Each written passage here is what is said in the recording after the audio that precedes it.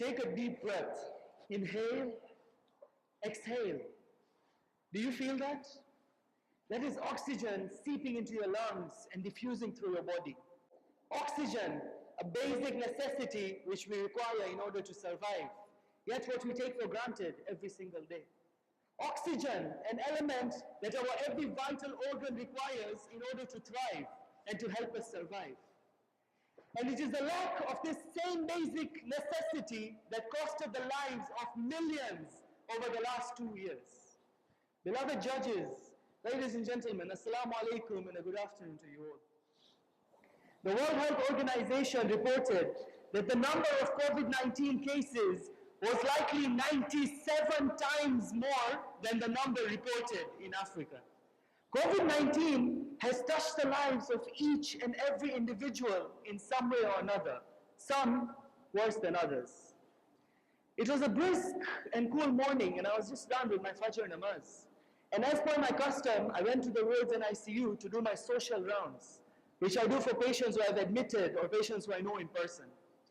As I walked down the corridors, hissing with the sound of gases being dispensed, I came towards this one bed of a renowned personality, a humble man with a beautiful soul. He looked up at me and tried to flash me his radiant smile despite being on dual flow of oxygen. I pulled up a chair and we had a little chat.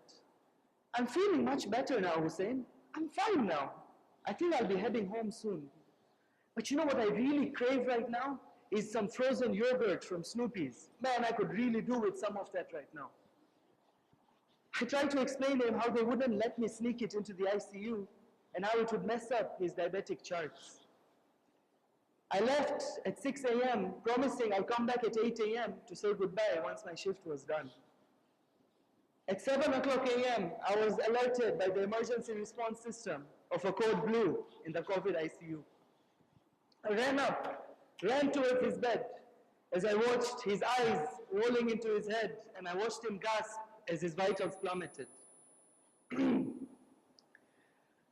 I bagged him, intubated him, and placed him on the ventilator.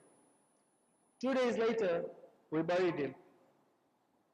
3 weeks prior to this, he was sitting in a meeting with other entities, discussing how to uplift the youth of this very community, discussing how to take this community to another level. There are many lessons we can learn from the COVID-19 pandemic, but there is one message that I wish to impart to all of you here today. I call it the X factor of life. All these people I spoke to admitted with this disease, they had a desire.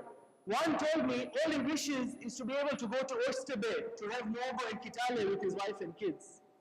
Another, she told me all she wants is to have a long shower in her own bathroom.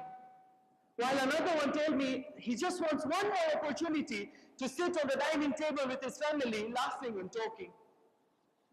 All of them had a certain desire. Even as I look across this room today, Shirin Bhai mentioned her son in a meeting, in a speech last week.